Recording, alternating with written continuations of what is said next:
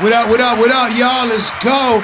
Listen, before I start the show, if you want to show your ads, if you want to do sponsorship, DM me, Mass Double online, and we will put your commercial or your logo in the beginning of the episode in the podcast. You already know, man. DM me, hit me up or hit Loose up. You know, let us know, communicate with us if you want to promote your business or any logos. Let's go. Listen, welcome to another episode of Massive Talk Podcast. I'm your host, Mass Double, and I got my co-host with me, Luz Cruz. What up, Luz Cruz? How you feeling? She's laughing, so we're going to hit the laugh. ADHD. Who, me? Nah, this turned up. Podcast, that's what Yeah, we turned we're up. all This ADHD. is part of this what you got to do. You know what I'm saying? You got to communicate properly. And my energy. And I drank a coffee like 30 minutes ago, so I'm turned up. And we got a special guest today, an entrepreneur, an artist. He got a whole list of titles, but we brought him up because of his artistry. He's a very talented artist in the city. He goes by the name of OMEHC. Everybody welcome OMEHC. What's up, bro? How you guys doing? Thanks for having me. Thank you. You're welcome. Thank you for pulling up and being with us here on the podcast, man. Of course. How are you feeling today? Hey, man, I woke up this morning, so I think that has to count for something. It does. You know? It does. Shout out to that. Shout out to everybody that woke up today, man. Me and her, we just came back from every Sunday. We try to go to our spiritual meeting, like church. Beautiful. And so we just got out. You know what I'm saying? We got out. Oh, it's home. good vibes. Good Always, vibes. every Sunday, yeah. Oh man, we can get into that too. Like it's crazy because I grew up in a religious household. Yep. You know, every single night we prayed before we went to bed. Every single morning we had to read a chapter of the Bible before we went to school. Right. Yep. Like church was super heavy in the way that we grew up. Okay. But it's crazy because when you grow up in an environment like that, as you grow older, you tend to stray away from it. Yeah. And it's crazy because like putting some thought into that. The reason for it is because the testimony that you're living in is not yours. It's your parents. It's true. Right? Yeah. So you kind of have to like get out of that testimony and kind of come up with your own reasoning to come back. Yeah. And because I'm not back yet. Yeah. Right? I'm not You back will though. yet. You will be. Oh, 100%. It's on you. It's on your own time. Right, But you're going to do it. That's what happened to me. Nonetheless, though, like a conversation with two or more people that believe is church. Yeah, God's you know right what I'm there. saying? Yeah, God's exactly. right there. Mm-hmm. And so it's like I don't think that a building with stained glass is the only source of that. You feel what I'm saying? It's true. It's in your heart. It's exactly. in your heart. It's with you. You are 100% correct. And you know, and my testimony is with that too. Like you said, we grew up in a household of church where her mother, which is my grandmother, which is my mom's mom. Everybody already knows this. We always bring this up. We do this every time. We do it every time, but it's he's a new guest. He don't know our story.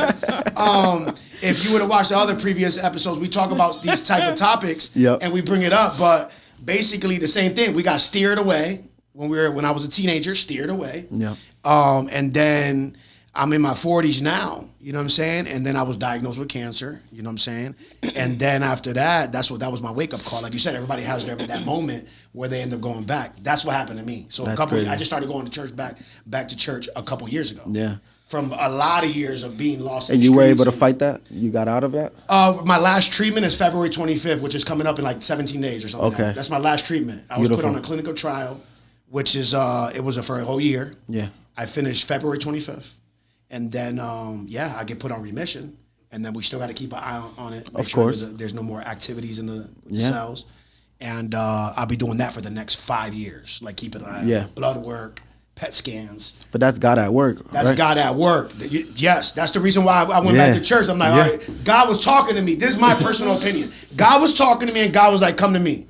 Crazy. Come to me. I got you. You know where to go. Yeah. Like he was. You know where to go. Yeah. I kept hearing that. You know, especially in my battle with cancer, I kept hearing that voice because we grew up in a church household when we were kids. So that was already put on us as a little kid. You know, by my grandmother. So it was already a sense of familiarity. Yeah. That, right. Like it was something that sounded similar, something that sounded nostalgic. Yeah. Almost in that voice. So that's why I said I hear a voice. Yeah. Which to me it was God. Right. Talking with me. Right. Telling me, come to me. I'm gonna heal you. Yeah. Come back to me. I'm gonna heal you. And I'm in my 40s. I'm already a grown man, bro. Like, right. So there's no more games for a lot of years. I got sober at 30 years old. I stopped drinking at 30 years old. So in my teens and 20s, I was out there, partying like we do. Come out of school, go to college parties, do this, go crazy, right? Yeah. But at 30 years old, I woke up and I got into this healthy lifestyle, sober.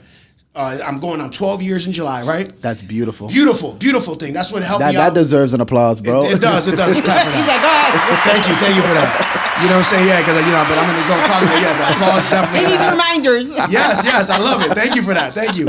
So that I heard the voice. Come to me. I got because cancer came in my life, and I was like 2 years not going to church yet, but it was there calling me, and then eventually I listened to that voice, right? And I said, you know what, let's go. Because I'm always positive. I was living a healthy lifestyle before I was diagnosed with cancer. So when I got diagnosed, I was like, well, me? Like, 'cause I was in the gym every day. Right. I was sober for years, like all that. Like I'm the healthiest you could possibly be. Yeah, so right? in my mind, it probably caught up to me or whatever. From partying, right? It caught up to me. Yeah. That's how I look at it. But nobody knows. The doctor don't even know. Nobody knows how you get it from, right? They don't know for lymphoma, because I was diagnosed with lymphoma. I mean, they know. They know, yeah. But this is what they said. You know? Right. It's not genetics. It's not. This is what they said. So I'm like listening to all this, and then 2 years in, I was like, you know what? I'm gonna go to church, because I kept hearing that voice. Yo, come to church. I'm gonna heal you. You know what I'm saying? Yeah. And so I went, man. Me being a wise man, very wise and very conscious. I was like, I'm gonna go. And I just went. You know what I'm saying? On some mature, confident, no fear, let's go. Went in and did my thing. Because some people be scared to go to church or feeling some type of way, because they might feel judged or whatever. I went in there with none of that stuff. Yeah. I went in there to really have that relationship with God, and I wanted to hear this spiritual food into my system. Yeah. Because that's gonna help. That's gonna help you. The pouring, right? Pouring in, and that's gonna help you. If you're a believer in that, it's going to help you. Yeah. And if you're not a believer, you should try to go into believe into that, because it helped me out. And look at me, you know what I'm saying? My faith in God is what got me still rolling, still. And what helped that also is when we did decide to go to church, we were accepted with open arms. Yes. There was no judgment, no nothing. Yep. Like, hey, where? None of that. None of that. It was like, oh my God, how you doing? It's like we caught up from where we left off years ago. Yes. Yeah. So it was beautiful. Yes, because she went with me. She was there. I was like, yo, let's go. Because she's older than me, right? And that was her mom's church. So that's our church, right? Because my grandmother raised me, right? And then I looked at her like, yo, we should go back to, Pastor Medina's church. Shout out to Ebenezer and Holyoke. And I was like, let's go. You know what I'm saying? And she was like, all right, come on, I'll go with you. Let's go. I'm down. Like, I'm ready to go. I'm like, all right, let's go. And we went. We went without that fear, without that, and feeling like, oh my God, we went in there with cleansed. Like, no room for doubt. No room for doubt. Not even a drop, not even a teardrop. Went in there confident, chest up high. Like, this is what I want. I want the spiritual food in my system. So nothing's going to stop that. Like, we went in there with nothing's going to stop that. Beautiful. And so we've been going ever since, almost 2 years. We try to go every Sunday. Sometimes we miss the weather, or either the weather. Or like that Sunday that the storm the blizzard came. They actually canceled. They actually canceled and send us emails or texts. Oh, that's pretty cool. Yeah, man. So but enough of that. It was great to talk about all that. Let's clap for all that.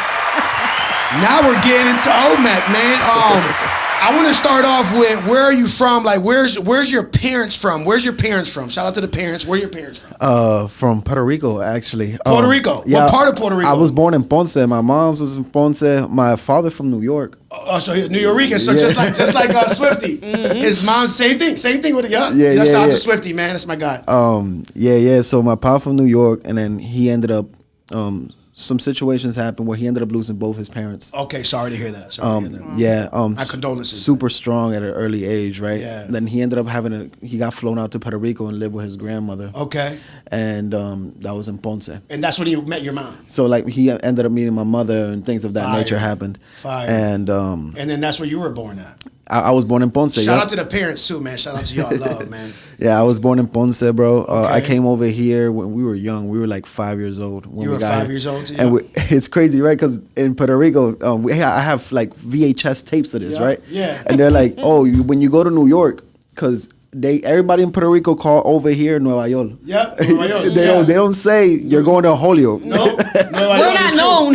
This area is Nueva York. They don't say Boston or nothing. Nueva York. Nueva York, right? And they're like, when you get to Nueva York, put some snowflakes on an envelope and send it to me. Send it to us. Yeah. That's gonna melt. Right. That's gonna melt.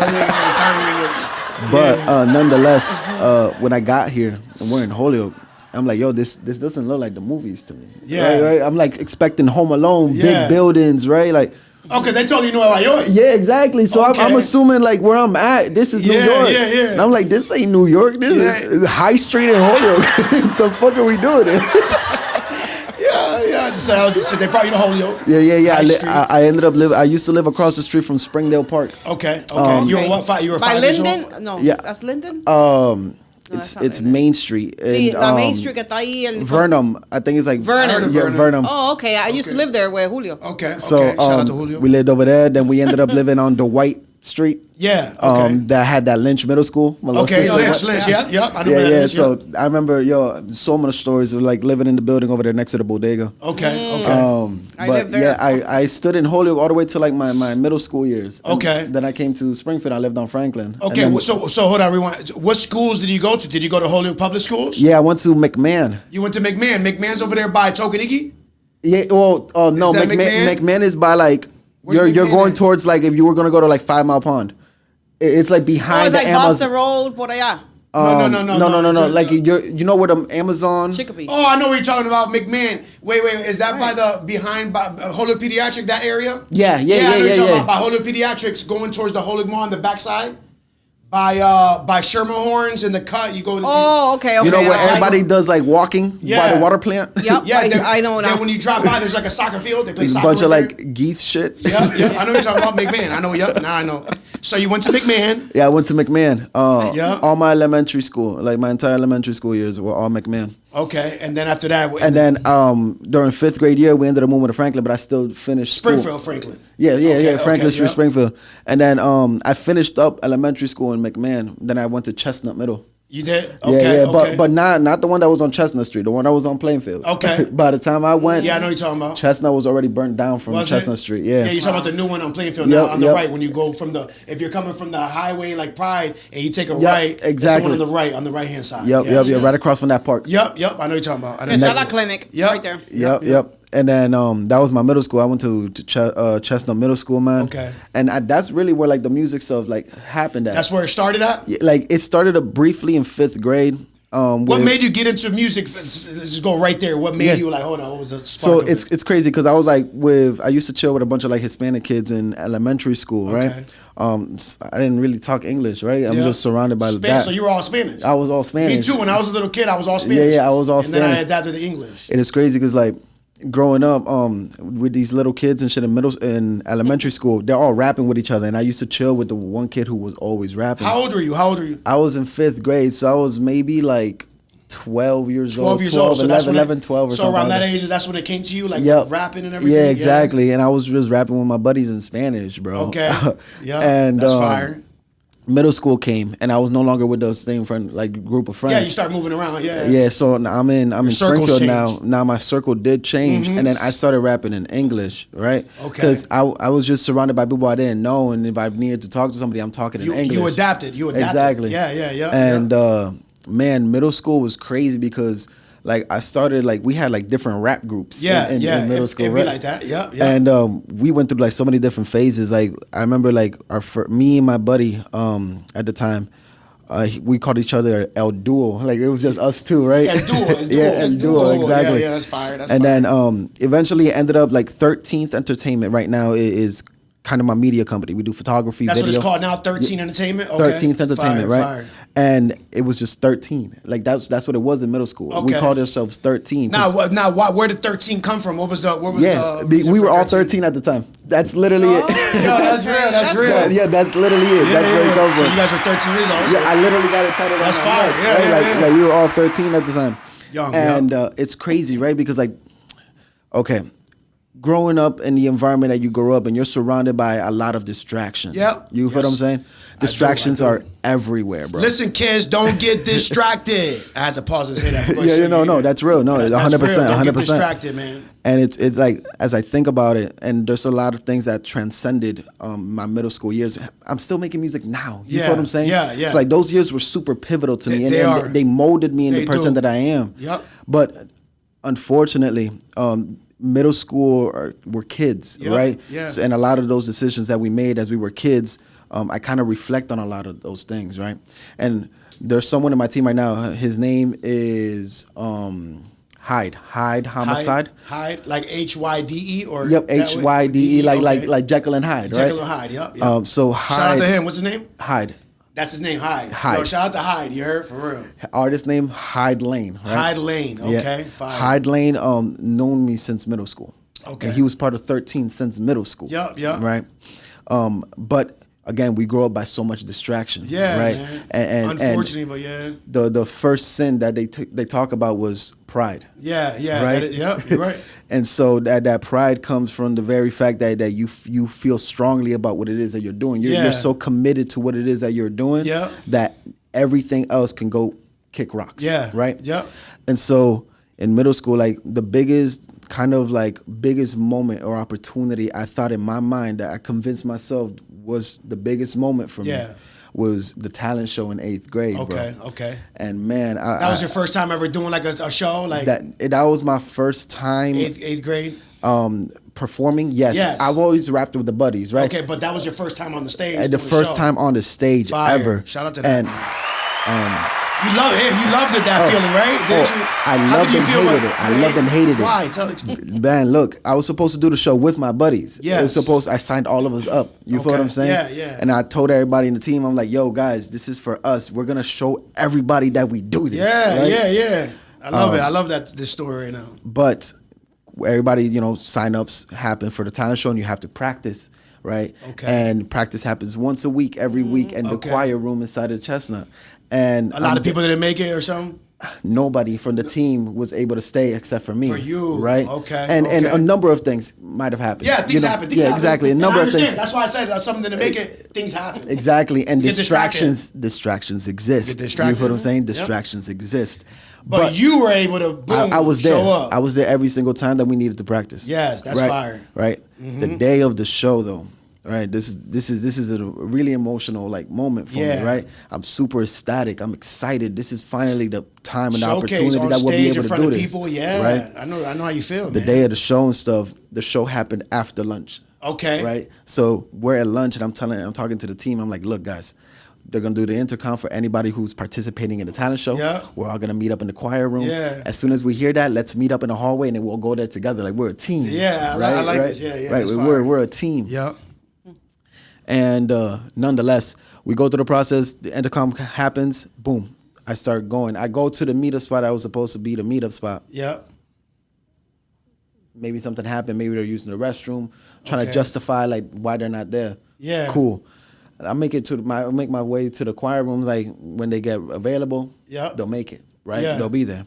They're not gonna let me perform alone. Yeah. Right. That's not what I'm thinking. Because you guys already all signed up and it was a team and everybody's So I'm in the choir room and everybody's talking about, hey, this is the placement. This is where everybody's gonna go. Yeah. And then we're gonna line up accordingly based on that placement. Yeah. And I'm thinking to myself, and I'm like, cool, let's do this. The team, they'll be here a couple minutes. We'll be good to go, and then everything's all set. Yep. Then we all start lining up, and now we're like, people are performing and people are doing things, and I'm looking around like, where's my team? Like, where's everybody at? It's a little nerve-wracking because you're expecting your team, and this is your first time by yourself. Exactly. So I know how you feel. Yes. First time doing any of this stuff. Right? Yeah. But you want it. But you really want it. This is. Listen, man. Listen. Mm-hmm. One person right before me, and now I'm panicking. I know how you feel. Like my stomach is sinking, and I'm just like, yo. Yeah. There's no way that I'm gonna do this alone. Yeah. Right? There's no way. Yeah. They wouldn't do that to me. They wouldn't do that. I'm like, why would that happen? They wouldn't do that. Point is, the person in front of me now goes, and now I'm the next person up. Yeah. And man, I'm telling you right now, like the emotions that I felt, right? I was so overwhelmed. I was scared. I was petrified. Yes. I'm like, I have nobody to lean on right now, right? Boom, it's my turn. So now I go to the middle of that stage alone, singular spotlight, microphone, and then I look at the crowd. Yeah. And it's everybody in the middle school. Everybody is watching. Yeah. Right? This is like 400, 500 kids inside this auditorium. That's Chestnut, awesome. Right? And I'm standing still and I'm holding the microphone. And I take the microphone off of the stand and I start to perform my song. Yeah. No beat, no nothing, just acapella. Me nervously rapping acapella, and as fast as I can because I'm there alone. Wild. Right? Trying to get through it. Yeah. As I'm looking around and I start making eye contact with certain people in the crowd, and people are like booing, and people are laughing. That's part. And people are laughing and unfortunately, pointing. in the beginning, that's part. Oh, and I'm getting emotional. Yeah, bro. yeah. I'm getting emotional, and so I stop. I just stop. I grab the microphone, I slam it. Yeah. Boom. Everybody who wasn't looking is now looking, and I get off the stage. Yeah. With tears in my eyes. Yeah. And I go inside the choir room, and I'm just like, I did that alone. Yo, these are moments that make you or break you, and I know for a fact that it made you. Oh, 100%. Because look where you at now. Oh, yeah, no, 100%. You know what I'm saying? You right here talking about the story is powerful. Yeah, man, and like that moment right there, bro, was like, I came to the conclusion of this, man. Mm-hmm. The reason that I mix and master myself, and I engineer myself, and then I produce myself. You turn into a machine. I told myself that I couldn't wait on people. Yeah. I couldn't rely on people. I needed to do this all by myself. Yes. And that all had to do with like even like recording, right? Yeah. Like I hated waiting on people's time. I know how you feel. Because then I feel like I'm invading. You know what I'm saying? Yeah, like now you gotta curve shit around me. You know what I'm saying? And that's fucked up. And especially if I paid for something, I'm a need. And to feel that way, you paid for it and still feel that way, sucks. Yeah, exactly. It so sucks. like for me, I just told myself I needed to do this by myself. It was all learning stuff to get you to where you at now. And it's cool because like after that talent show happened, right? Yeah. That's 8th grade year. We're graduating to high school, right? Yeah. That 8th grade, 9th grade summer was the first time I touched a physical studio. Okay. Like I first studio session ever was so that in first Rhode summer Island. of that year, that's when you touched the physical. So whose studio was this? I don't even know the guy's name. You don't? Was it in Holyoke or Springfield? No, it was in Rhode Island. Rhode Island. I was in Providence. Providence. Yeah, And, shout out to Providence. We've been out there. We have family out there. My too. father has his family. He has a beautiful son. Beautiful. And he's never lived with us physically. Yeah. Right. Yep. But his absence was not always there. Does that make sense? Yeah. Like my father was definitely there, and we spoke, and whenever he got the chance, he spent time with us. Right. Yeah. It makes sense. But one of those times that he spent time with us was that summer, and he ended up picking us up, and we went to Rhode Island. And a lot of my dad's side of the family lives in Providence. Okay? Shout out to Providence. Yeah, shout out Providence. Yep. And first studio was right next to my cousin's house. Was it? In their basement. He had a vocal booth. How and did you find everything. out about the studio? Somebody told you there's a studio here? So my dad found out prior to me even like knowing anything. But he knew you, and your dad knew you loved music and doing the whole music thing. Exactly. So he found out. So he paid for the session, and he filmed everything on his phone. Shout out to Pops. And the guy made the beat for me. Yeah. I recorded the song. Yeah. He did all the mixing and mastering all while I was there. Yeah. And then my dad made him delete everything after. Let's laugh on that. But then I want to know why. What was the plan on that? Once I had the music, he wanted no way. Okay, so you took it on, put it on a hard drive. Yeah. I had the song. I had the song already. You took the song, put it on a hard drive, But and then you he wanted to ensure that nobody could steal that. Yeah, it makes sense. You left that part out. Then you put it on a hard drive. Yeah. Yeah, no, suspense. Yeah. I like it. Well, I have a question. You said you performed in the school. What was it that you performed? It was a rap. Do you remember the song? Oh no. He said it was a cappella. Yeah, it was acapella, no beat, nothing. So it was like almost freestyle. Yeah. No, it was a verse. It was definitely a verse. Okay. But I don't remember that verse. Nah, you don't remember. Some people do, but you don't remember. That's fine. Nah. That version of myself don't exist no more. Yeah, because you so much creativity. Don't we like change our don't our skins shed? Yeah. Like every 7 years styles change. Everything. Like nah. Like that version of me does not exist. Just anymore. R.I.P. to Young Chemo. You know. Yeah. Chemo. We're gonna get into now that we're on the Chemo and then OMEHC. Let's talk about that because you just said Chemo. Yeah. They don't know Chemo. Yeah. They know Chemo, but they know OMEHC. So how did you get the OMEHC? People that know me, right? The people that know me know that the name used to be Kid Chemo, and it was Kid with 2 D's. It was Kid Double D Chemo, right? Yeah. And that was my name for the longest. I released an album under that name called Reflections.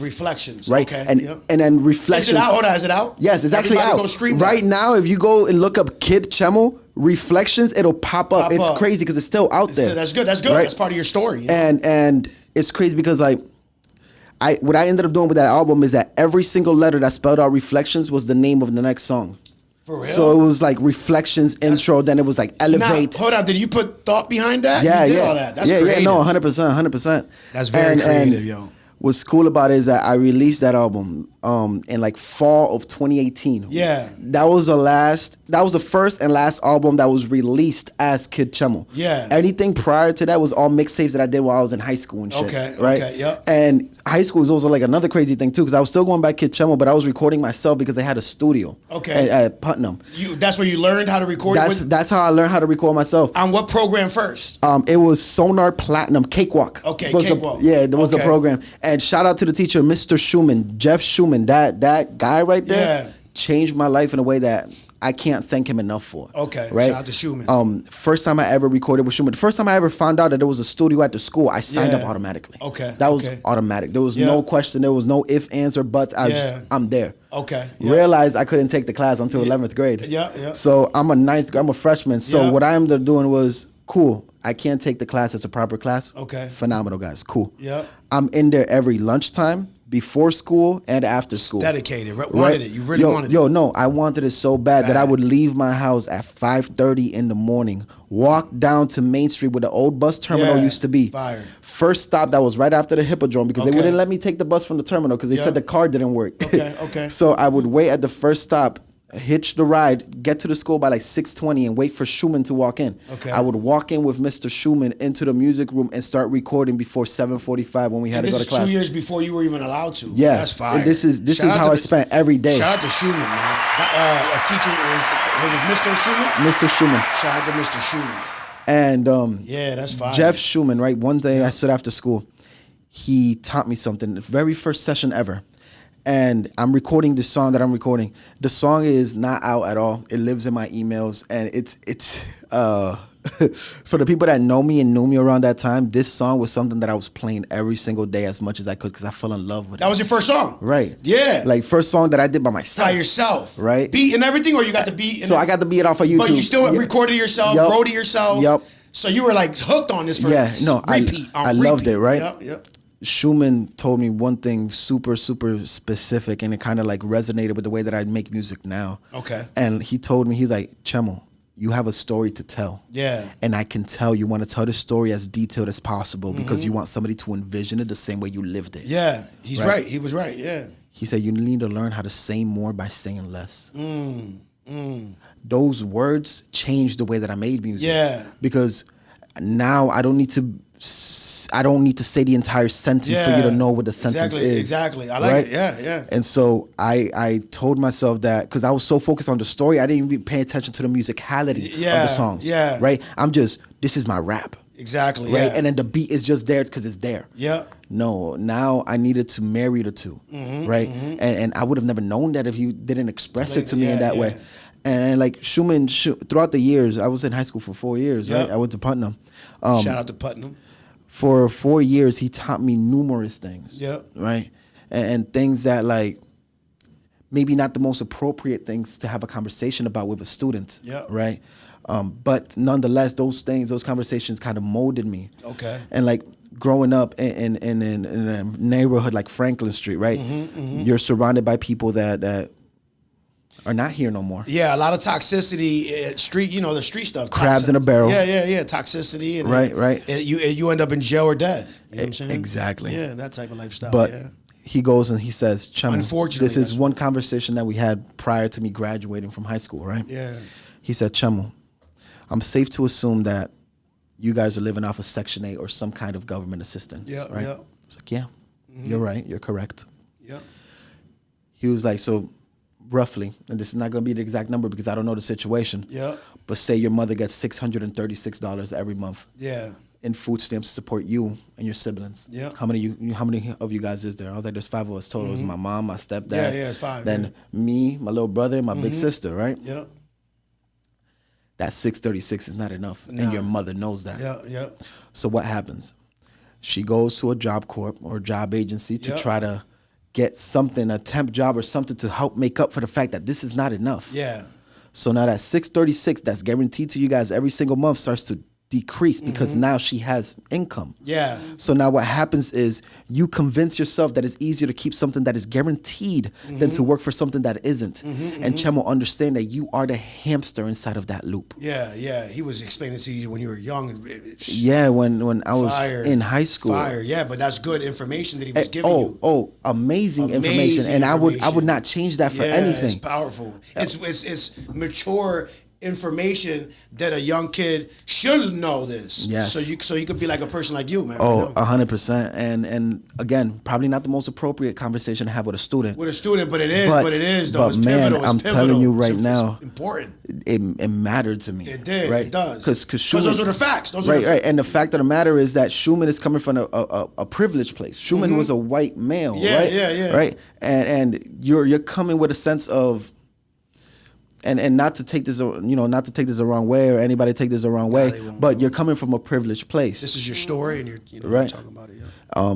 You're coming from a privileged place, and for you to know this and then be able to talk to me in this manner to help me understand that the reason that I'm stuck inside of this loop is for X, Y, and Z. Yeah. I appreciated that so Powerful. much. No, it's powerful information. I promise you it is. Yeah, like I appreciated that so much. When you're young in high school like that, to get that information, it's bringing you into the adult life, what your parents are going through. And Exactly. And it starts when you're a teenager, it starts showing you what 20, 30-year-olds are going through. No, and that's actually what's happening now. Yeah, it still happens. It still happens. Unfortunately, it still happens. You know, people are in assistance, Yep. and they're like, okay, we can't make ends meet. Yeah. So they go get a job, and instead of that being beneficial for them, it's not, because it's like they're in the same boat that they were in the first time. Yeah. So what's the difference? Exactly. So a lot of people choose to stay home and grab whatever the government's giving them, because what's the difference? And some of those lifestyles are better than the people that are working. Like he said, Yeah, grabbing the exactly. bucket mentality. You know what I'm saying? Yeah. So and then boom, right? But not to stray too far away from Kid Chemo, Yep, right? yep.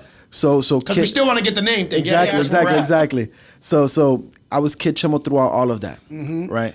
I got the fortunate event of being sponsored by Maybach Music. Shout out to that, because that's another thing. Maybach Music, y'all hear that? He was sponsored by Maybach Music, which is Rick Ross. Who else is part of that? Meek Mill. Meek Mills. At the time, Wale. Yeah. Like Anuel, I think was part of it. Stali from Ohio. And Anuel, So it's crazy because I had the fortunate event of getting sponsored by Maybach. There was a performance that was happening. I went to perform. It was supposed to be me and my buddies, my crew at the time. We called ourselves Loners Club. Okay. Right now, that crew was made out of Muda, who's part of Unknown. Muda.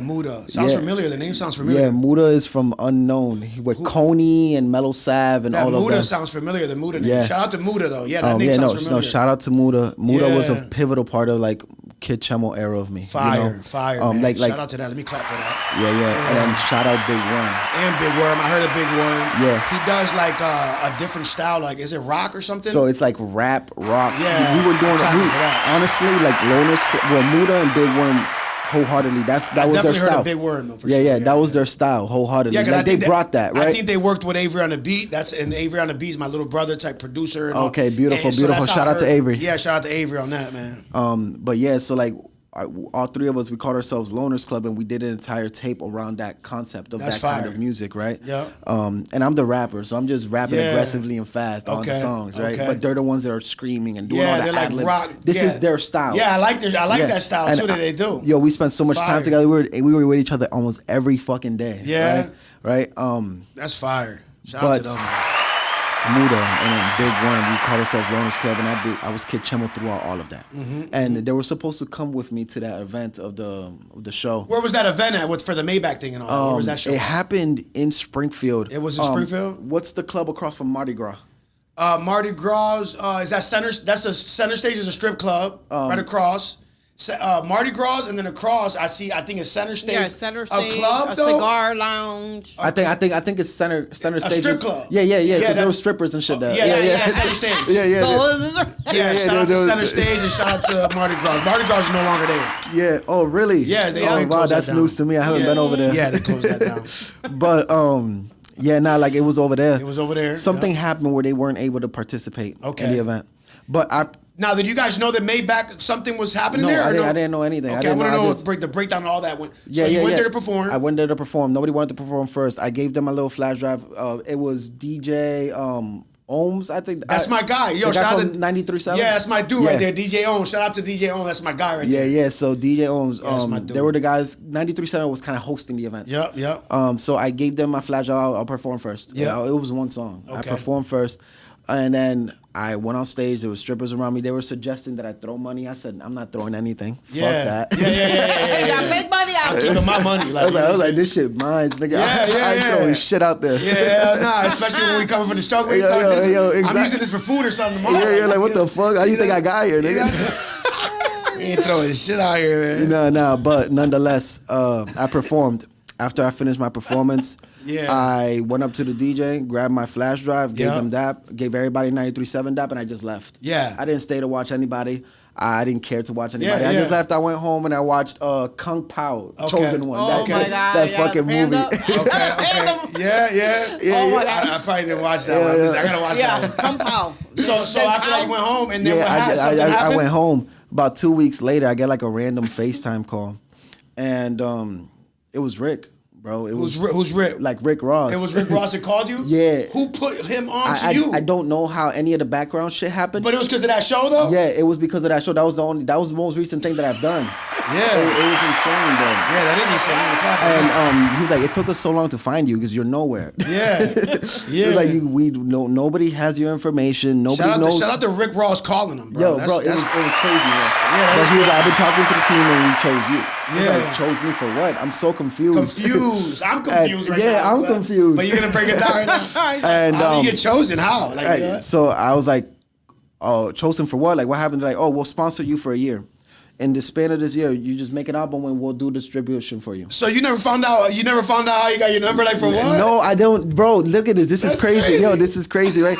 The elites work weird, bro. Crazy. Yo, weird. the elites work weird, bro. And Oh, they'll get your number if they want you. Like, yeah, basically, no, that's but how like they that, work. you had no trace of you. That's what I'm saying. That's Like they were like, you had no trace. It took us so long to find your information. crazy. It's like, who are you? What made them? What? Because was it because of the show or was it because of music? So or what made them like find they you? said that they were already like, okay. When I was in high school, I did an interview with BET over the phone. Okay. Right? And they wanted me to fly out, but I had to pay myself the ticket or whatever. And there were like 2 G's or whatever for Yeah, some shit. yeah. But they were gonna put me to perform in front of like Lil Wayne, and it was like a lot. It was Yeah. a very emotional moment. What year was this? What year? I Exactly. was in high school. I was like in 11th grade or something. So what year would you think that's? Oh, Like 2015. 15. Yeah, Okay, 2015 okay. time. Yeah. And And he called your phone. yeah, Rick Ross. So when everything's happened with the sponsor, that didn't happen in 2015. Okay, that happened after? Yeah, this happened like in the COVID 2021, 2022 time, like around that time. Yep. I'm saying BET called me back in. Yeah, So I was BET. like, I guess I've been being looked at for a while. For a while by the elites, by the Like, industry, by the industry. Yeah. Yep. And it's weird, right? Because like where it stems from is like I don't know the politics. I'm not playing politics with anything. Mm-hmm. But the elites just have a way of like just getting whatever they need. Whatever from they you, need, it's true. right? You're right. It's scary. It is. Scary. They'll get it. They'll find it. Oh, well, they 100. deal with they're dealing with every state, everything Yep. that's popping in any city. Yeah. They're dealing with the promoters. They know what's up. 100%. Yeah, they do. And so like I'm going through the process of like when everything happened with Maybach and stuff, I'm like so confused and like weirded out by everything. But it's like it gets deep because they offered me like a budget to finish up the tape, and I think the budget was like $60K. Okay. But I didn't have to pay anybody for anything because I was doing everything in house. Yeah. So I'm writing myself invoices through Yeah. PayPal, sending it to them, and they're paying it. Yeah. So it's just which is it's a smart business, but by you knowing that it's good for you. Oh no! because you're recording yourself. Exactly. You're doing everything yourself. I was doing everything myself, but I was Yeah. writing my invoices out like Yeah. if shit was Paying legit. you, 'cause it's paying you. with the 13th Entertainment emblem and everything. Yeah. It was No, you did it the right way. letterheads and And you learned all that by yourself? Yeah, That's 100%. fire. Yeah, that's fire. a bunch of YouTube videos. Fire tutorial. watching Yeah. Fire. YouTube University. Yeah, I love YouTuber University. Yeah, we do. Oh That's man. fire, man. But I got flown out. I recorded a House of Hits. Yep. It was just so much like things happened, right? Yeah, that's powerful. After I graduated high school back in 2016, I ended up going to Florida. Okay. And What I part of spent- Florida? I was in Doral, Florida. Doral. Where's Doral? So look at this. Miami's right here. Doral's like right out. It's like Chicopee to Springfield. Yeah, I got know you. what I'm I got saying? you. Yeah. Close enough, but not. Yeah, there. like 20 minutes, 30 minutes away. Yeah, or something. yeah. Like Oh, something about Florida that's crazy. I lived out there. We lived out there. So you guys, bro. Yeah, we lived out there for 6 There's no years. Save-A-Lot. It's Publix. Yeah, Publix. Yeah, Publix. No Stop and Shop. It's Publix. Yeah. And then there's Wawa's now, the gas station Wawa's. Yeah. Bro, and then all that right now. I got fucked up because I walked into a Walmart and there was no Subway. No, there wasn't. I don't remember. It's been 15 years. There's not a lot of Dunkin' Donuts. That's about it. Yo, it's just a bunch of churro spots inside of the Walmart. No Subway. It was crazy. Yeah. But it was cool. My father allowed me the opportunity to live over there while I was for over how there. many years? How many years? I was over there for a bit. Maybe not a whole year, but I was there for a bit. Now, is this during the Rick Ross thing? No, before? This is prior. Prior. Yeah, Okay, prior. okay. When I came back up here, it's when everything with Rick Ross and all that shit happened. So you already lived in Florida and then came back out here. Yeah. I came back over here. You were probably like, damn, I should have stood out there because Oh man, no, you don't understand the regret that I had. Leaving. But everything things happen for a reason, right? Things happen for a reason. Yes. And I feel like if I would have stood over there, maybe I wouldn't be here standing next to you. Exactly. You know what I'm saying? Yeah, I do know what you're saying. And anything could have happened. Anything. I could have been dead. You're right. You're right.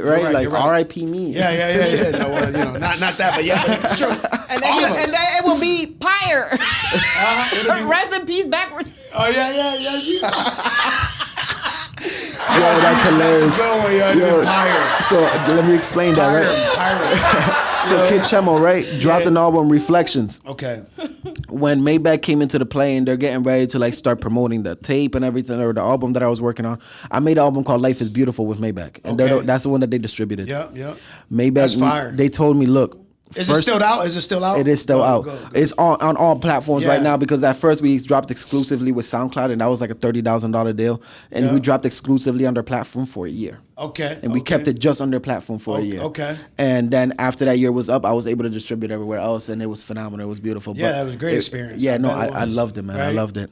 But how long was this deal for? It was a year. A year. Okay, it was a year. Okay. Yep. So in the span of that year, I did the entire album. Fire. And then dropped it on December. Yeah, that's fire. And then I kept it in SoundCloud for the remainder of that year. Yeah. Like after New Year's and everything, kept that year. And then the December right after is when I dropped on all platforms. Okay. But they told me Kid Chemo is... Back to the name. Yeah. Kid Chemo is not marketable. Yeah. This is what they told. Who? Maybach told you this? Yeah. They were like, look, you look yourself up. And it's Kid Chemo. So you see yourself for the first 2 rows, and then after that is a bunch of cancer patients. Yeah. You probably show up in there. Yeah. You never know. I don't know, but But nonetheless. Yeah, he's funny. Nonetheless, they were like, hey, it's not marketable, so we have to come up with a new name. Yeah. I was like, okay, so it took me a bit to come up with the name, right? Yeah. And I kind of had to like hone in because it's like Chemo has been a part of my identity for so long. Yeah. My family calls me Chemo. Like since I was a baby, they were calling me Chemo. Yeah. Right. Yeah. And Chemo was the mayor of Ponce, but like Puerto Rico, like when I was like a baby, and my dad's side of the family calls me Cheche. Yeah. And so my mom's side of the family calls me Chemo. Okay. Right? To like just make fun of the fact that my name sounded like Leche or whatever. Yeah. And it just stuck. And then people in school heard it, and then everybody just calls me Chemo. Nobody knows me. Nobody knows me by my real name. Yeah. Like you say Josue, and everybody's like, who is that? Yeah. But you say Chemo, and then everybody knows who you're talking about. Yeah. So I wanted to stay true to that identity. Yeah. Right? Because Chemo's just been me my whole life. Yeah. So the way that I felt like best honored the name Kid Chemo was I dropped an album, Reflections. And Reflections is a direct mirror shot, right? Yeah. So I took the name Chemo and I reflected it to create OMEHC. Look at that. So OMEHC stems from that very fact that I it's like it. Chemo a lot reflected. of thought put into his thing, and that's what I like about all that. Yeah, no, 100%. You know, conscious, very conscious. Yeah, man, it's beautiful, right? So that's where OMEHC. was birthed. OMEHC was birthed at the very fact that Kid Chemo was not marketable. It wasn't marketable, but I needed to stay true to Kid Chemo. Yeah, and OMEHC sounds fire too, though. Oh, this shit sound like a boss. Like you're fighting OMEHC. OMEHC, yeah. Shout out to OMEHC for real. But it's still Chemo though. You know what exactly. I'm saying? No, and then I'm still in Chemo in conversation. You know what I'm saying? Yeah, family conversation. I'm still Chemo in songs. Yeah. Right. Yeah. The only time that OMEHC comes out is when exactly the brand. Exactly. Yeah. But when I was trying to figure this out, because I was sitting down and I was stressing this so hard. Yeah. And I was talking, had a conversation with this guy named Joseph Johnson. Okay. When I worked at a factory, Yep. right? Joseph Johnson never had any kids or anything like that. Mm-hmm. And so to me, like I was working with him, and I'm like Hispanic kid. He's an older black guy. Yeah. Like we're the only two like minority people on this side of the factory, right? Yeah.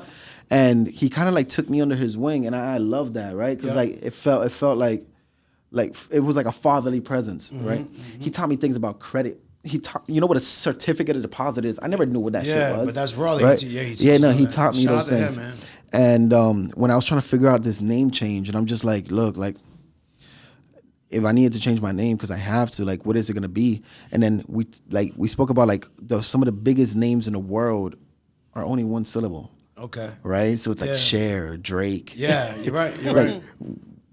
Yeah, Kanye went from Kanye West to Ye. Yeah, yeah. Right? Yeah. And so it's one syllables, right?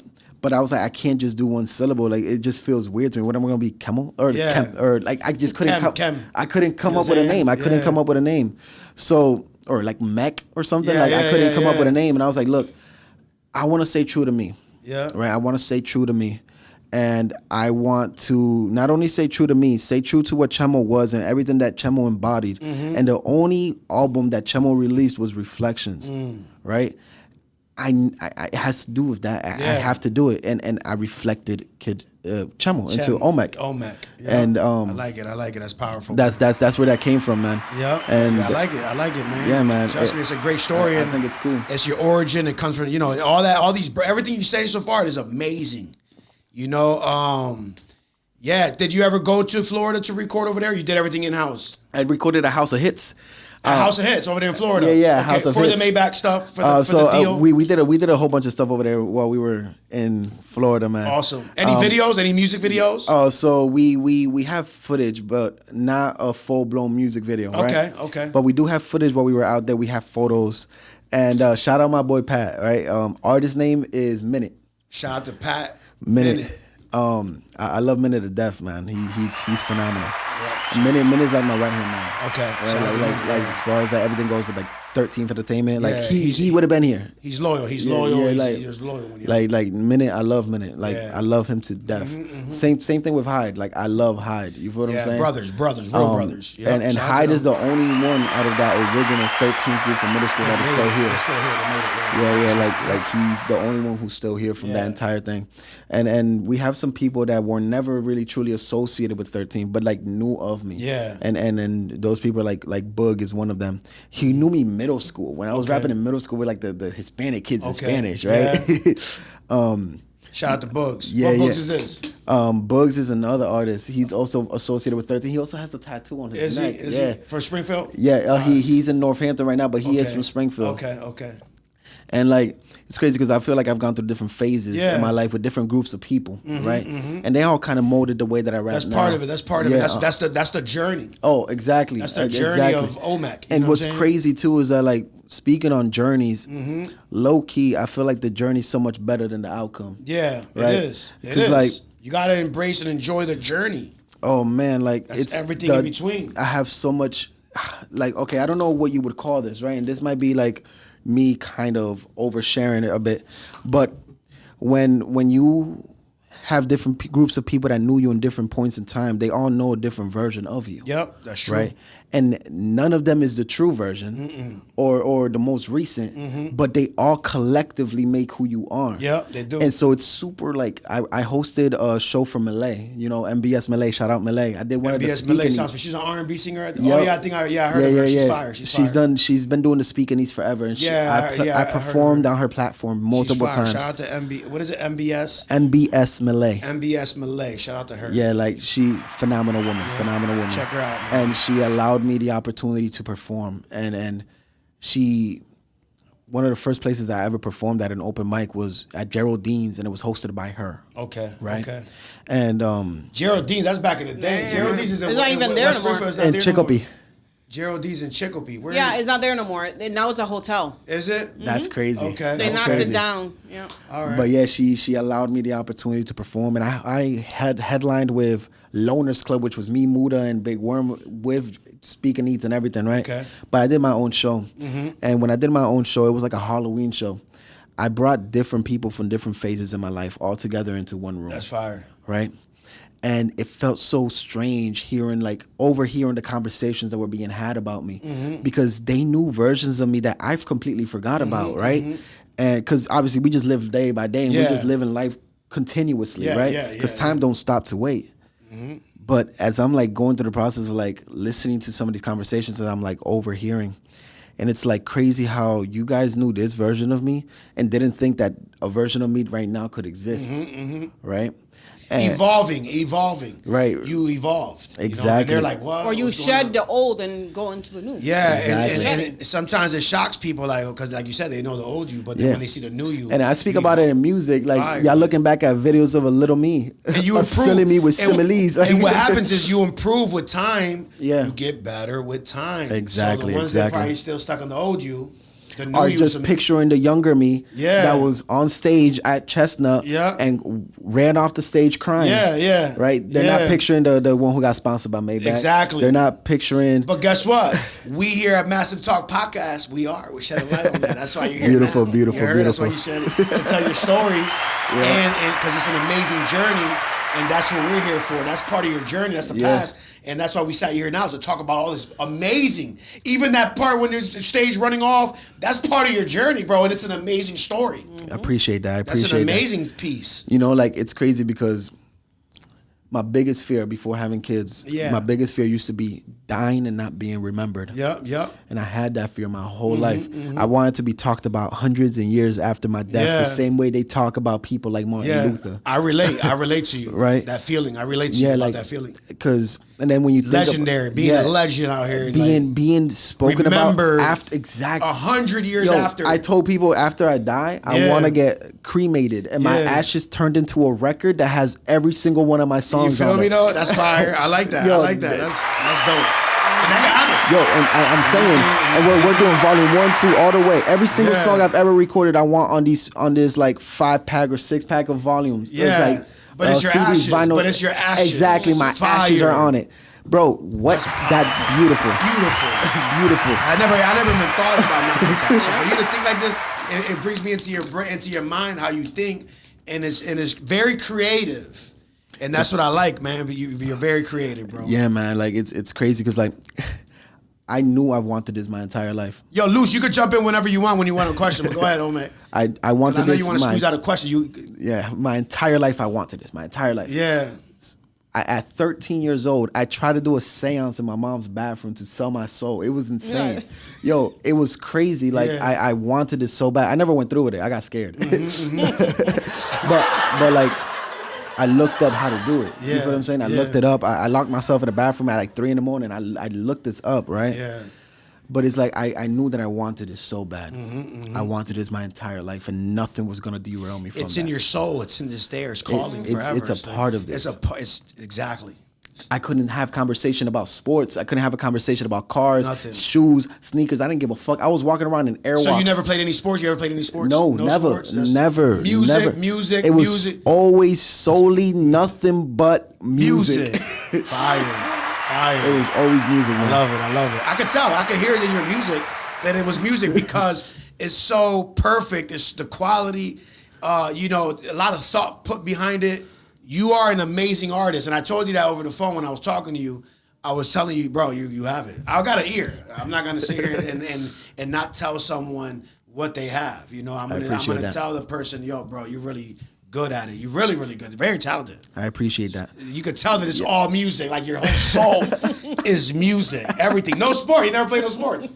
It was music from day one. Music is a sport. It is a sport. It's a mental gymnastic. It is. Right? It is. Talk to yo, like people don't get it. No. Just because I'm not physically, physically moving. But you are physically moving. You don't understand what it. You know what's crazy? Even when you perform, you're moving. I performed at Pancake Breakfast. Yeah, I performed numerous stages. What's Pancake Breakfast? That's when they shut down Main Street and they give pancakes. I know what you're talking about. That's why I asked. I'm like, hold up. When they shut it down. I performed at Pancake Breakfast. Yo, it was crazy. I performed at the mayor's crib for his daughters. That's fire.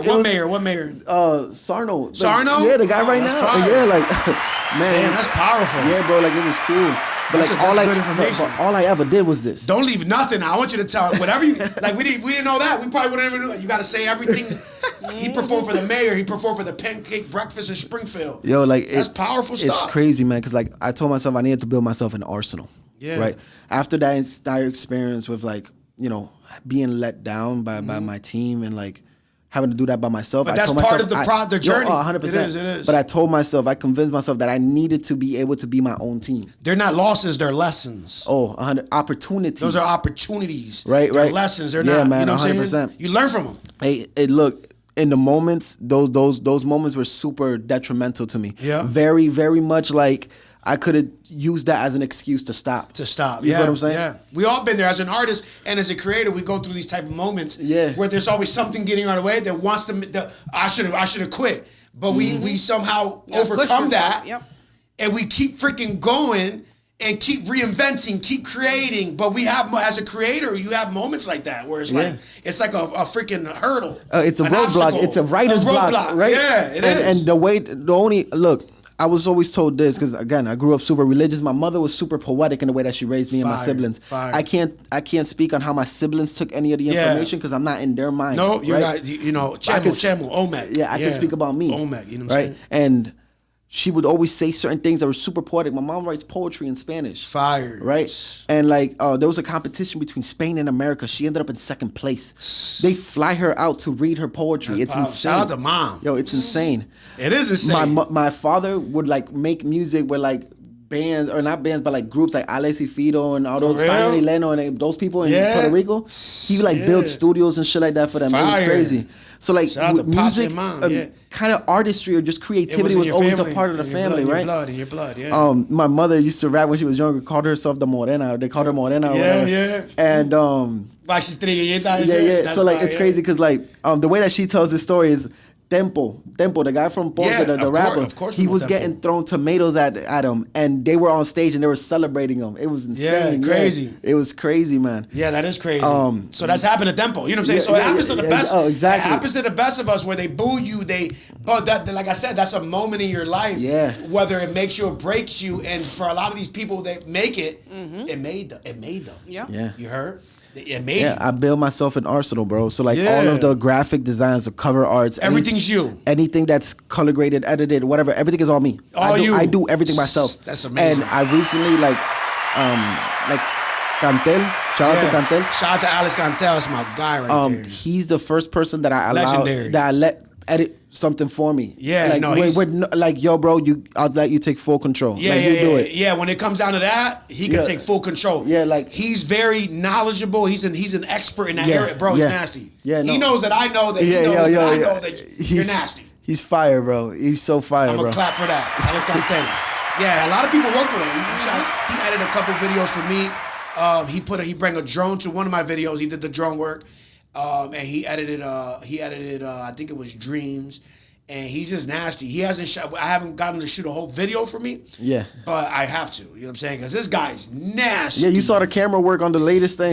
What's the name of the song? So the song was called Lane's Performance. Yeah, that's the latest one. That's your latest one. Yeah. And the video was crazy. And what's beautiful about that, there's just a sample on that song, right? Yeah. And the sample talks about you made the beat. I did all the production on it. Yeah, bro. Yeah, bro. I appreciate that. Fire. Yeah, bro. So what's crazy about it is that when you sit down and you like start thinking about everything, right? Yeah. The sample on it talks about if I fall asleep again, if I go to sleep again, I might never dream again, right? And then my mother used to say certain things to us growing up, and she would say like, nobody wants to wake up to go to school, right? Yeah. And it got to the point where I was waking myself up. I would leave like 5:30 before anybody in this. Yeah. But she would always say things like, keep sleeping because the dream you're having, someone is living. Right? And so with that sample, You can't hear it. That's the reason you should have. We good here. He can't hear the claps, but the claps are there. But nonetheless, he'll hear them later. The actual sample says, if I fall asleep, I might never dream again.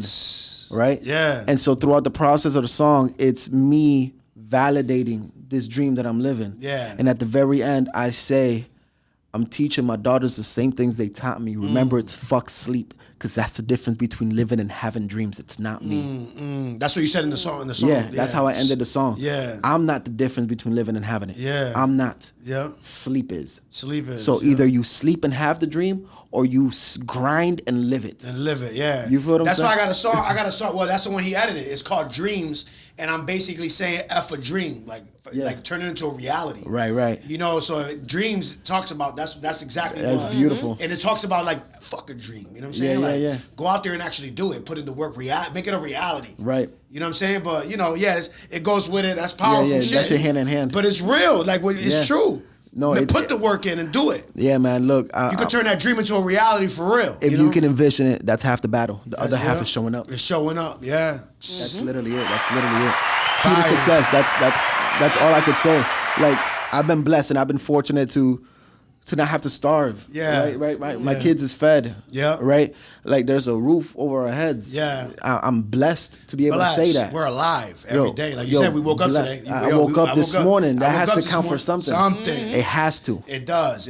Right. Powerful. And like when I sit down and I think about like the opportunities and the moments that I got to share with so many people with different walks of life. Yeah. Like, I can't sit here and act as if this conversation can't change the world, because it might as well could. It is. It could. Right? And it is. This is gonna touch someone and make it is. Yo, Trust me. This like- conversation we're having right now that I'm gonna put out by this evening, late evening, somebody's gonna grab it and be like, and learn something off of this story. Yeah. And like, I hope they do. And if they do, will. then that's beautiful. to me, Beautiful. right? You know, like Even if it helps one person out, we help someone else. the most emotional moments that I've ever experienced when it comes to music is when I have somebody actually tell me I or love it. react to music like in a way they're in tears, or they're like, wow, Yeah. like this really spoke to me. I love that right? feeling. Yeah. And like that feeling is something that feels so surreal. I feel Yeah. like I watched that moment from like a third person point of view. Yeah. And like it's crazy because like is. some of the most popular songs are some of the saddest songs that I've created. Yeah. One of them being Wings. Wings. I heard you sent me Wings. Wings is fire. I appreciate that, man. Yeah. You don't got a video for that yet? I have like a performance video. Yeah, you gotta do a whole video for that one. there's something- That's your most popping one Yeah, that's my Right? most popular song ever. Before Wings, it was a song called White Dove, and I had Mellow Sav Okay, on it. that's out? Yeah, that's I gotta out. hear That's White out Dove. as I well. gotta hear White Dove. Yeah, man, like but they're all like sadder songs. Yeah, Right? And yeah. it's crazy because like I feel like those are the most real songs for me. Pain music. Yeah, you know, sad, 100%. sad. And I feel like I live in that realm. Yeah, right? yeah. And maybe it's the somberness in my voice, or And maybe like you it's- said, coming from where we come from, our background, you know, poverty and things like that, that makes us and turns us into like a hungry person. You and know what I'm then- saying? And we want to tell our story, man. and we're nothing but storytellers. And we're not the only ones going through this shit in America and in the world. There's a lot of people going through especially this. now with everything that is happening. You Yeah. know, like when I sit here and I think about everything, right? And I think about like some of the most popular songs that I have, like Wings and White Dove. Who and- produced those records? I did. You produced them as Yep. well? I did all the engineering and everything on it. Yeah, The song White Dove was actually a beat that was given to me by Maybach. They sent me like a beat pack, and that was like one of the beats that was in there. yeah, fire. And Mellow Sav did the hook on it. He did a verse on it as well. His name sounds familiar too. Is he from out here? Yeah, he's from Sounds here. familiar. Yeah, Mellow yeah. Sav. Shout out to Mellow Yeah, Sav. shout out to Mellow Sav. Yeah. And the thing is, I approached Mellow Sav with the song already. Yeah. And I approached him with the hook, and I wanted him to sing the hook for me. Mm-hmm. And then he wrote his verse on it.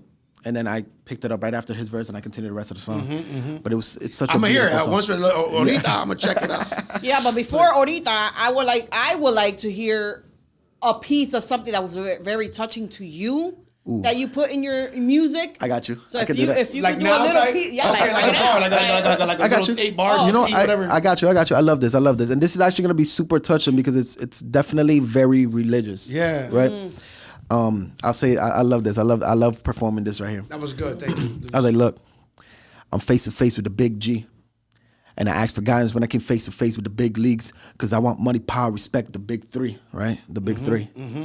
But is it worth getting your soul condemned for materialistic things of men?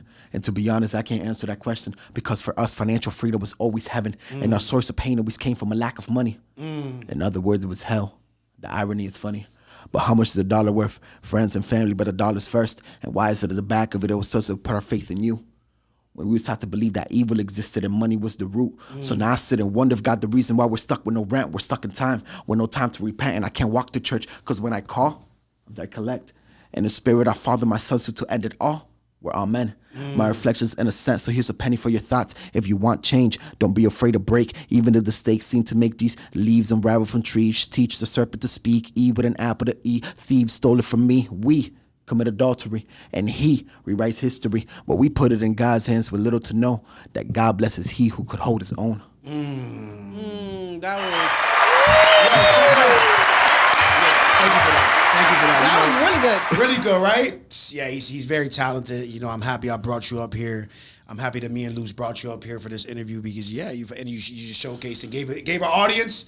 Come on, audience. I'm looking at the camera. You know what I'm saying? I don't know if you got me on this camera over there. What camera? I got in that one. Yeah. I got there. Oh, you got them all? Yeah, man. Yo, that was amazing. Thank you for doing that, man, because that's what the fans, everybody wants. You know what I'm saying? And it was powerful, too.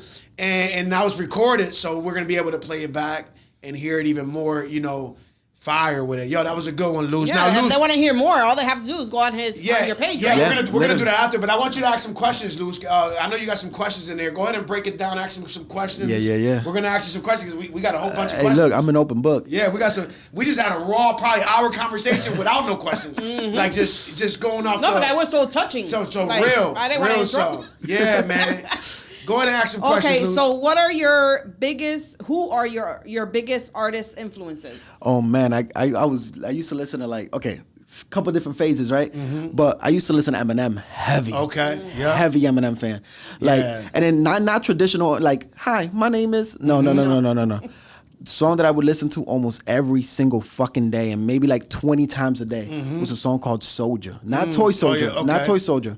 Okay. Soldier. Okay. Where he was like, I was never a thug. I was just infatuated with guns. I wasn't a gangster till I graduated to one. Okay, Like, okay, yeah, I remember that one. Yeah, like, that's what I would listen to, right? Fire. Eminem, yep. Yeah, I would listen to Eminem. I would listen to Big Pun. Big Pun. That's a Where he's like, dead in the middle of Little Italy, Yeah. little did we know that we riddle to middlemen that didn't do diddly. Like, I could tell with your flow too that you're like Yeah. right. That's He got that flow of that. Yeah, you know, yeah. the inspiration comes from them for sure. So, but it's crazy Eminem, because Big Pun. Yeah, Yep. Eminem and Big Pun. But growing up, I grew up on Franklin. There was this older group of people, right? The older guys. They gave me a Big L CD once. Yup. Rest in peace, And Big they L. were like, this CD had all the songs on it, and then like you flipped it or whatever, and it was like all of the beats for everything. And they're like, just stop being outside. Yep. Go home. Listen to this. Go study this, basically. And study it, basically. Basically. Yeah. And I would like listen to a bunch of like it was like Big L freestyles. and shit like that. Yeah. Legendary. And it's crazy because like Big L, right? And this like, conspiracy talk real quick, right? Big L did everything that Jay-Z did in a freestyle. Yeah, he did. You're right. Right? Yeah, And he did.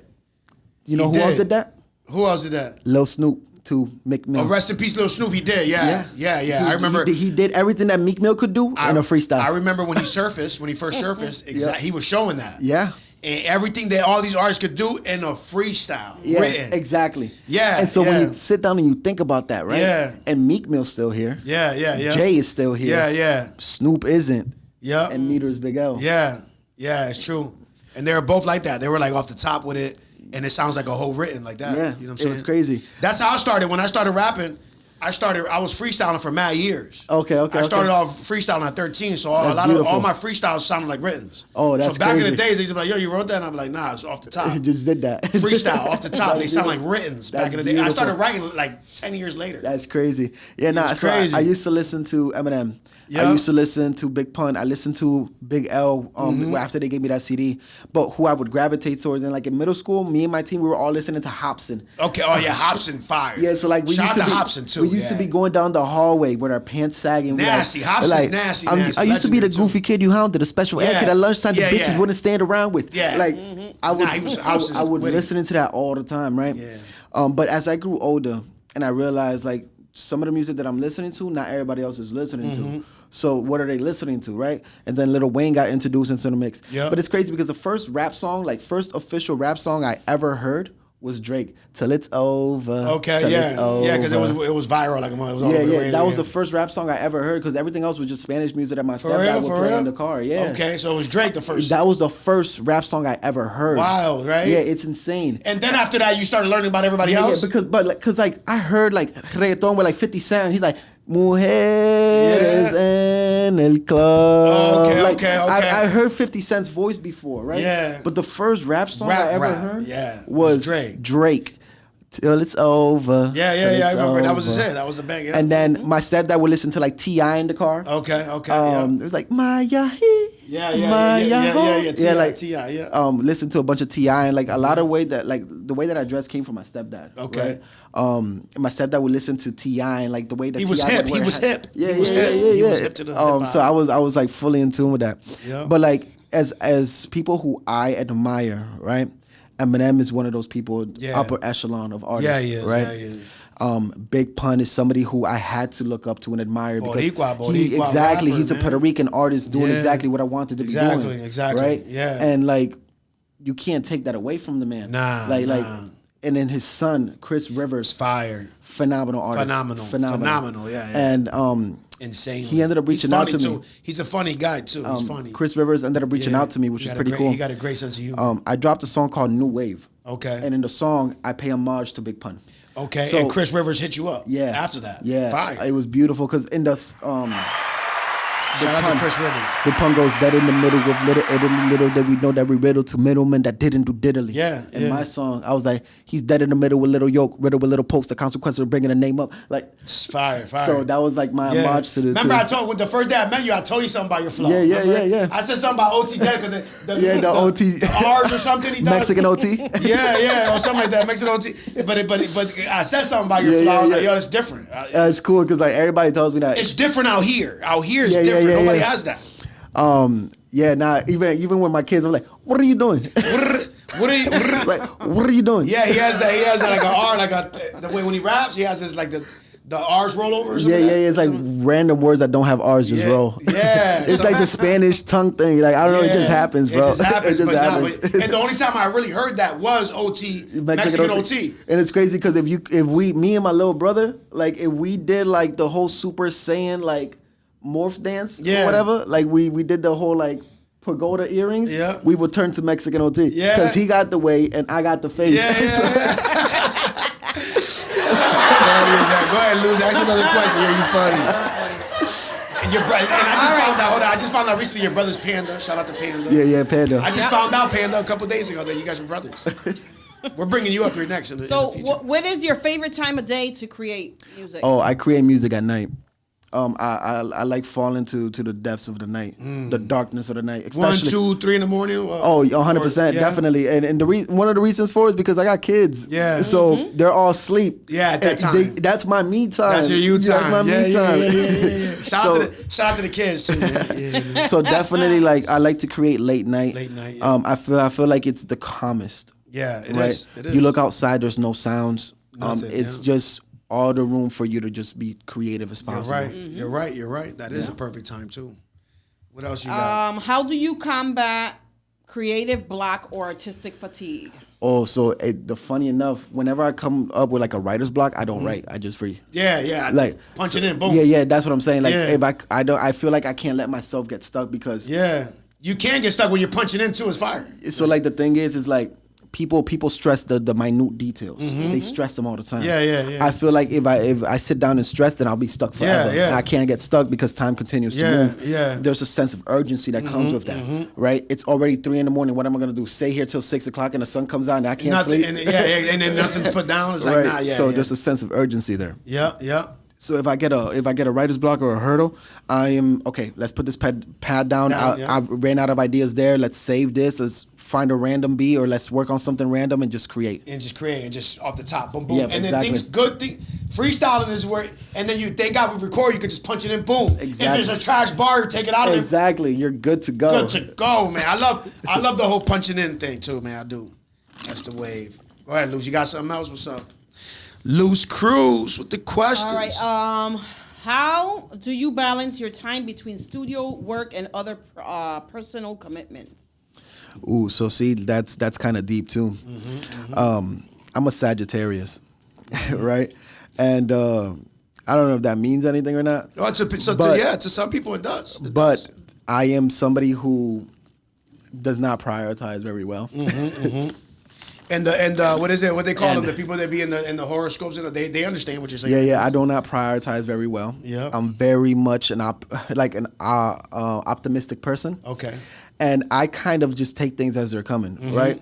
I'm not really like planning for shit. Like there is general ideas of things that I have to get done, but there's never real rhyme, reason, structure. Everything kind of blends into each other. Yeah. So I'm just like, let's just do what we're doing.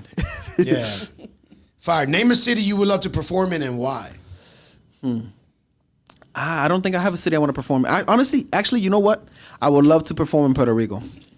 I haven't been back to Puerto Rico since I came over here. Shout out to PR. I want to, because I still have family in Puerto Rico, right? Yep. And it's just like, bro, super inspiring. Like everything that Bad Bunny is doing, right? Fire. Like, I resonate with that so much being a Latino artist. You feel what I'm saying? Yes. And I'm not making music in Spanish at all. Yeah. But we still relate to the whole artistry thing, you know. And like that's Boricua. our guy up there. Yeah, you feel what I'm saying? That is that's our brother. That's our up brother there. right there. Like shit. And then like everything that's happening in the country with all ICE and everything that's associated with that, man. And like, it's crazy to think that we're being targeted the way that we are, man. Yeah. And we're citizens here. Yeah, it shows you that racism is still alive, full blown. Yeah, still, and like, still alive. You know what I'm saying? But we're sad. Americans. Yeah. And that's like, that's a whole different subject. It is. Nah, but you could have touched on it if you wanted to. Yeah, you could have touched on it a little bit real quick if you wanted to. It's just crazy to think Shed light on that. That even because we're Puerto Ricans, right? And so we have citizenship, cool. But there's Latino people that are in here that don't, and that's okay. I get that. But understand that the entire foundation that we live in, America was built off of immigrants coming in and invading. Yeah, because this is native land. Exactly. Right? Yeah, drop it. So it just feels very hypocritical. Yeah. That's all. Native land. You heard? Clapping on that. You know what I'm saying? And stop the racism, y'all. But there's always going to be a lot, especially now with internet and all that, and like people hiding behind keyboards. You're going to see that more exposed now. And even in these protests, you're going to see all that shit going crazy. Even in person, racism is alive. It's sad and it's disgusting, but it's still alive, man. It's just unfortunate that you know, it feels like we have somebody running the show who has its own military. Yeah. Like literally like on the street right now, taking off whoever he deems fit. Yeah. And it's just very unfortunate. It'll be over soon. You know what I'm saying? Yeah. It'll be knock on wood. But it is. It is gonna be over though. You know. But hey, look, life is beautiful. You know, to each his own. It's just. I just feel like there's a bit of hypocrisy in the way that we just gotta keep having this patience that we have. Yeah. But it's gonna be a new cycle coming, and we'll be alive to see it because you get a 4-year term, and then you already have it twice, and that the third time is a wrap. You know what I'm saying? You know, to each their own, and I respect whatever it is that you guys decided to do. I just want you guys to internalize and reflect that this entire nation that we're standing for and that we live in started on immigration. Like it started with immigrants invading. It's true. So maybe ICE shouldn't be a thing. That's all. Not at all. Not at all. It's horrible. You know what I'm saying? It's a horrible thing with that. What do you prefer more, writing your lyrics down or punching in? What's your which one? So I prefer to write. You prefer to write? And the reason for it is because I'm traditionalist. I write on pen and paper first, and then I transfer over to my notes. Okay. But the reason for it is because when I have it physically in front of me, I get to play around with the words. So like I get to draw lines and like break down the words into different lines and syllables. And it just allows me to see it better. It's like I'm a visual person. I can't do that with a notepad yet. You know what I'm saying? I like writing too, and I like punching. I like both. But I started off writing. I started off freestyle, then writing. So writing is definitely... It gives me more time to process what I'm saying. Yeah, it does. It does. And so I want to tell the story and be as detailed as possible, but learn how to say more by saying less. Yep. Nah, it's true. Luz, you got something over there? What's up? No, you could do the rapid. All right, let me see what we got here. I was gonna ask you. Hold on.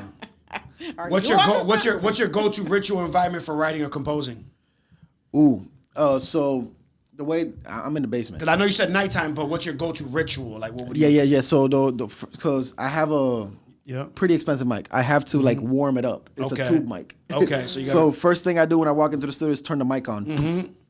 How long does it take? It takes like 30, 45 minutes for it to warm up. Yeah. Okay. yeah. That's powerful. See? Yeah. So this is ritual. This is every day. Shout out to that mic. What's the name of the mic? It's a Sony 800. Sony 800. You heard? Shout out to Sony. But nonetheless, so I turn it on. So it's warming up. It's doing its thing. And so I sit down. The first thing I do is sit down, turn on the laptop if it's not already on, and I comb over what it was that I was recently working on, right? Kind of take a look at the last 5 things that I was recently working on. I work off of Logic. I don't use Pro Tools. Logic has a better sound signature for me. So I look at the last 5 projects that I worked on Logic, kind of listen to them over. Most of the time, whenever it's a new project that I just started, and I re-listen to it, I kind of don't like it. And that's okay. That's supposed to be expected. Because when you listen to it with fresh ears after you've lived a life and then come back to it, you're like, this doesn't really hit as I thought it did when I first did it, right? So either scrap what I need to scrap or dock what I need to, right? And right now, there's 2 separate folders. One of everything that I'm currently working on that is going to be a song, and then everything that I scrapped. Yeah. And everything that I've scrapped, there's hundreds and hundreds and hundreds of songs in that album, and like in that folder. Yeah. Right. Which at any given time, I might feel bored and go through that and maybe pull something back out. Yeah. Right. But there's always constant ideas. So what happens is I sit down, look at the last couple of projects that I worked on, and then I kind of sit back, turn on the lights, and then kind of put myself through like a lo-fi kind of vibe. So like, lo-fi girl on YouTube. Yep. I play some of those lo-fi beats and kind of stretch a bit because I'm going to be sitting down for a while, right? Just kind of stretch a bit, make sure everything is all regular, clean up the studio if there's any mess from the previous night, and then sit down and get ready to create. Fire. So now this is we're getting close to the end of the show right now. Right now I'm about to hit you with rapid fire questions. Ooh, beautiful. I say something and you just boom, you just give us. Who's your favorite rapper ever? Eminem.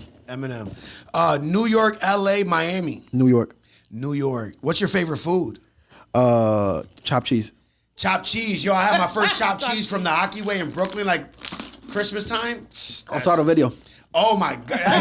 Yo, that shit was shout out to the Hockey Way. That shit was the shit. I ain't gonna lie. Yeah, so there's a chopped cheese spot here in Springfield. Where?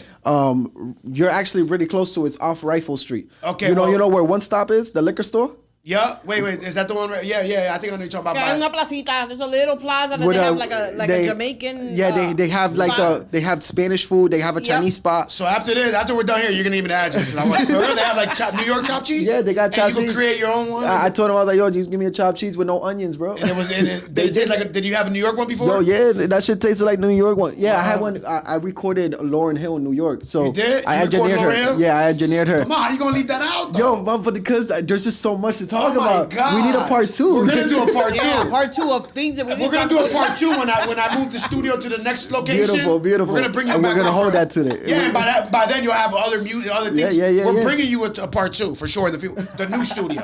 But damn, give us real quick, Lauryn Hill, real fast. And she's racist in real life. She is. Yeah, she don't like people that are not black. For real? Yeah, and it's crazy because like she just didn't. That's new to us. That breaks our heart because we love Lauryn Hill. Yeah, exactly. I love the music, and she wanted to. He just rocked it. He just fucked it up. Yeah. No, it's fucked up. But the thing is, hold on. Which one is that one? There we go.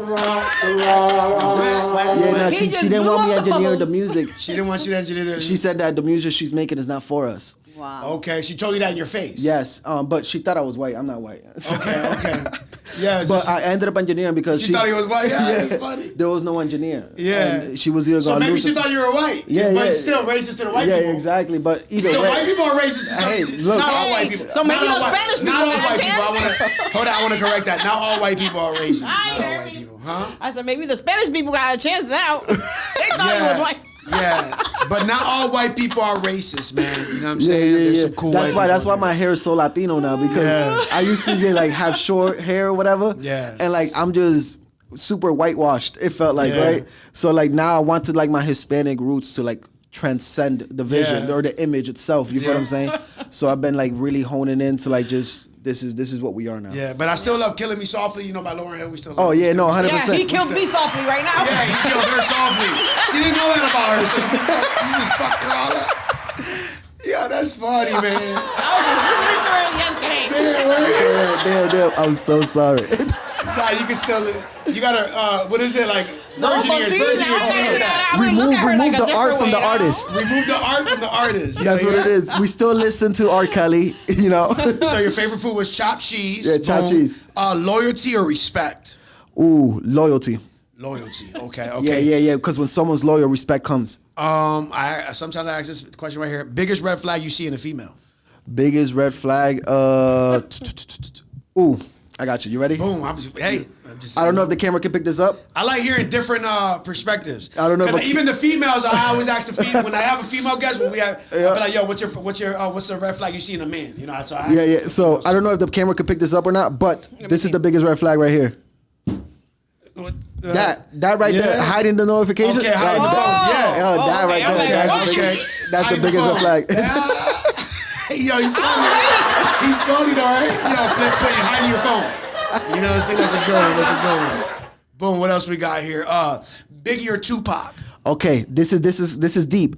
Tupac was a better artist. Biggie was a better rapper. Enough said. Okay, that's I rock with it. This is OMEHC perspective. You know what I'm saying? Interscope or Def Jam? Interscope. Boom.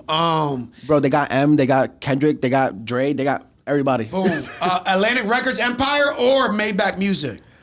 I wanted to throw that in there because you did the whole Maybach thing, so I had to throw Maybach in there. Empire. I love Empire. Yo, shout out to Ghazi, man. Empire. Yo, Empire, 100%. He rocks with a lot of independent. He helps. And then like with X and everything, Ski and all of them, Empire was the people who believed in that first. Yeah, you feel Ghazi, what I'm saying? Ghazi. They took a SoundCloud rapper and made him the biggest artist in the world. Ghazi, and there's a whole big machine team behind. Empire. Yeah, sorry. That was a blooper. Yeah. Yo, independent or major? Independent. Fully independent. I want to own my masters. Can you tell me why? Like usually I don't ask nobody about why for you. I want to own my masters. Own your masters, yeah. Right? Like that's case in point. That is. The way that Maybach worked was they offered me a deal. Cool. I declined it because I couldn't. The terms weren't the issue. Yeah. Right? 3 albums, 10 years. That's not an issue. I can do that. Just after the terms of the contract were fulfilled and met, could I buy my masters back? And they said no. And I understood. I had no leverage. Yeah. Cool. I'm not signing. Yeah. Independent. You heard? Yeah, fully independent. You heard? Let's go. And just grind hard, independent. Sell thousands of records, independent. You heard? And it's all yours. It's all yours. You know 100%. What I'm saying? Merch too. Merch, CDs, all that, man. CDs still sell. Listen, CDs still sell. Yo, there's this guy, his name, I think it's IDK. He just dropped a mixtape. Sounds familiar, IDK. He just dropped a mixtape, but it turns into a MP3 player. And so like it's a CD. You buy the CD and it's an MP3. It opens up and it's a full blown MP3 Sony Walkman, and then you just listen to the tape. That's a crazy creative. That shit fire. Yeah, that's fire.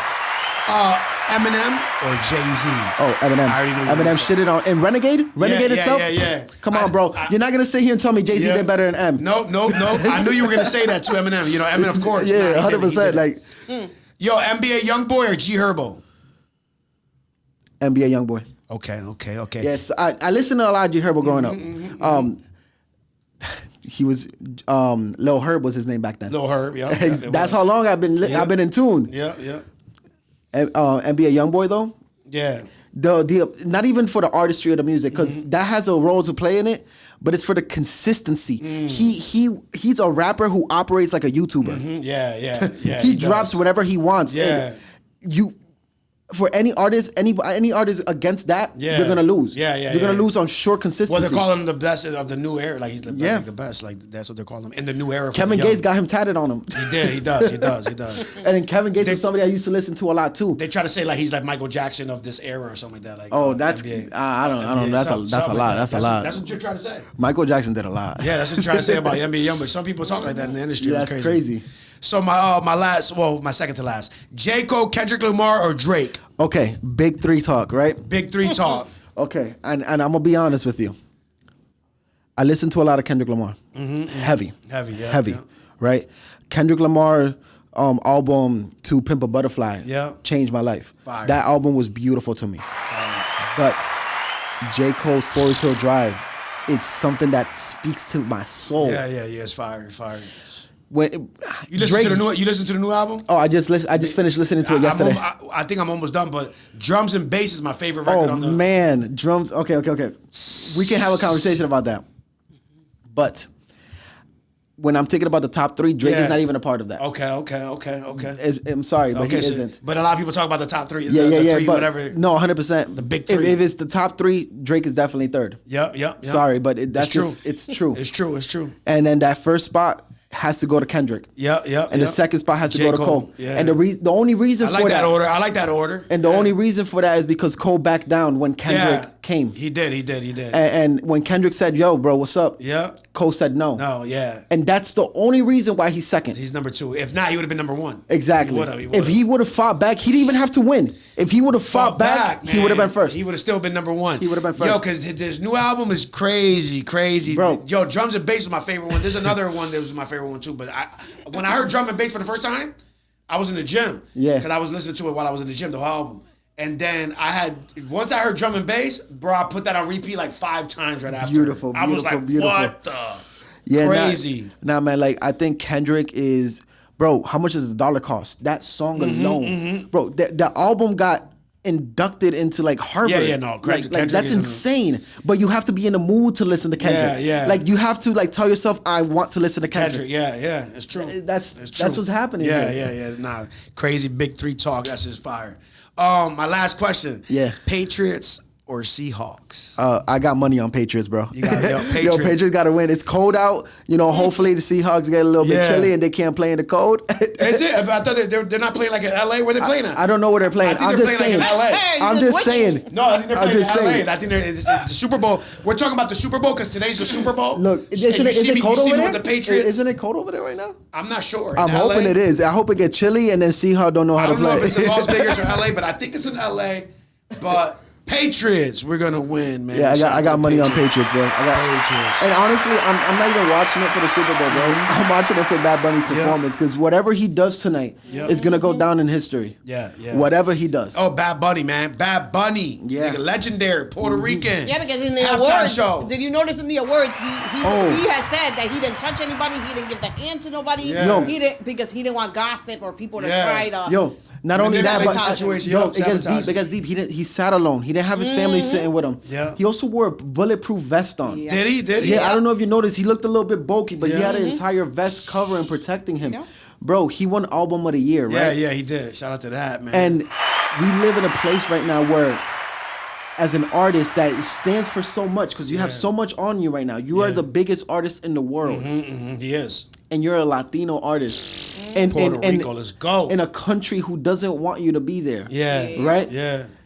He's getting nothing but death threats. He had to be prepared. He showed up to the Grammys like 50 Cent. He had the vest underneath. Yeah, he had the vest underneath his tux. It's insane. Insane. Did he say that like in an interview after that? No, bunch of breakdowns. They were talking about it. Yeah, you could see it like the way that he was like setting himself. Even when he did his speech, he was like adjusting like the right side of his shoulder. Crazy. Like, bro, it's insane. Insane, man. Shout out to Bad Bunny, Puerto Rico, halftime show, Patriots. We gonna win, y'all. 100%. They gotta win. I got money on it. Now let everyone know where they can follow you on social media. Give them all. That's your camera there. You know, tell them. You know, everybody look, know. It's super simple, and I say this every time I finish up a performance. My name is Chemo, OMEHC, whatever it is that you want to call me. Just don't call me late for dinner. Nonetheless, you can find me anywhere exists. I'm fully Googleable. Yeah. Just shout out to Google. OMEHC. Super simple. Everything pops up. I'm there. And guys, if you guys walk away with anything from this conversation, I just need you guys to understand that life is truly beautiful. And if you envision it, that's half the battle. The other half is just showing up. Just do it. Yeah. If there's one more thing you want to tell for like a young kid that's trying to do it, give them one little word right there, a little message or something. Understand that the path forward is not going to be the straightest path. And there's going to be peaks and valleys. But what defines a man is how he makes it to the peak from a valley. Fire. And then if there's one song right now you want them to stream of yours, what is it? If there's one song I needed you to stream, which we want them to stream all of them, but what's your top? One song right now to go to directly right after this interview, which one? One song, listen to Wings. Wings, and then listen to everything else after that. Yeah. You heard? By OMEHC. Boom, we out. Listen, I need everybody to like and subscribe. Make sure y'all share. Make sure y'all comment. And we out. Let's go.